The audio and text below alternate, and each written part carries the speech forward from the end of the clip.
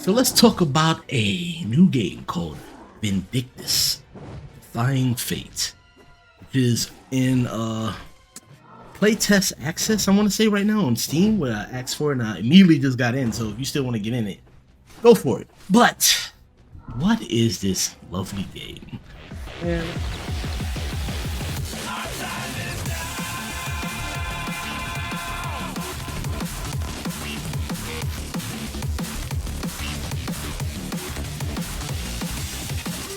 And let me get this out the way.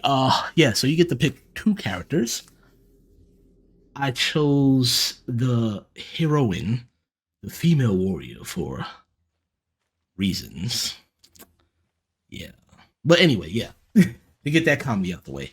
Yeah, I just wanted to see what the ability was because the dude apparently uses dual swords, which I want to try later.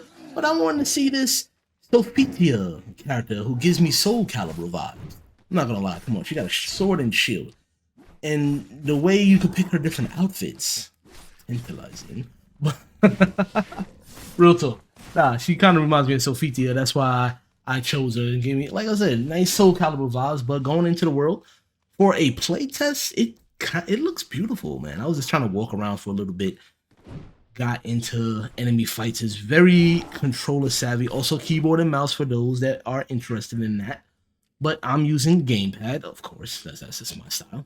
And it works really well, fluid. I do like the wolf character, the enemy wolf designs are freaking amazing. Look out, they're freaking great. And this is a Souls-like, because you die, you go back to your ignite area to respawn. The only difference is that no enemies respawn when you rest, anything like that. But again, every scene that I went to said it was a work in progress.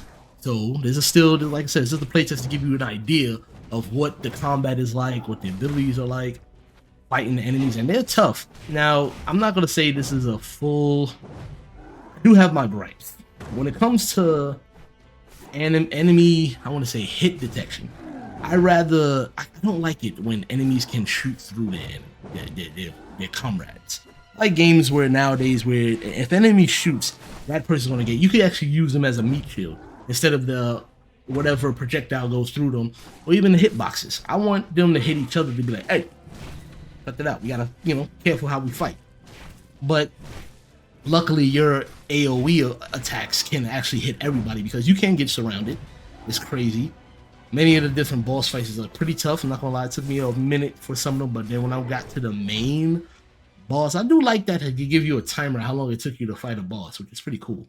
Now the last boss, oh boy, the last boss. Let's put it this way: my whole game time was 97 minutes, but before that, before I got to the last boss, I was only at 30-minute marker. My recording is 123 hours. Let's put it this way: 123 hours. Wait, no, not 123 hours. I'm slurring my words. 1 hour, 23 minutes. Sorry, I meant 23 hours. Could you imagine that? I'm not that bad. Jesus. But anyway, the last boss, badass hammer bro, that I didn't think this was a possible fight because, first of all, my attacks were kind of weak. But again, I learned, thankfully. Props to Lexi Dark. Props to you. It's all about waiting for the pattern. After a while, I started fighting them. I was getting frustrated, but then I calmed myself down. I didn't get myself heated, but I realized what the problem was. I was being too quick. I wasn't timing the dodges, the parries, the blocks properly. To end it. It took me a while. Like I said, I was at 30 minutes, then I ended up being an hour and 23 minutes. That's the last point. It took me 3 minutes to fight this guy after I finally defeated him.